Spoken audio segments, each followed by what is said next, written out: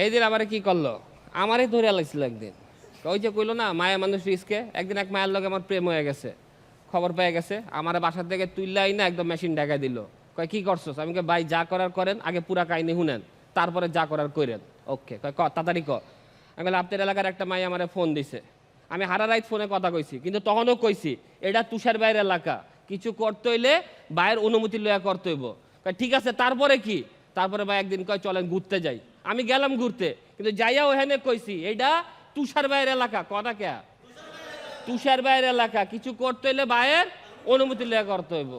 পরে একদিন ওর বাসা খালি আমারে ফোন দিল, আমি গেলাম গা, বাসায় ঢুকেও কইছি এটা তুষার বাইরের এলাকা, কিছু করতে হইলে ভাইয়ের অনুমতি লইয়া করতে হইব।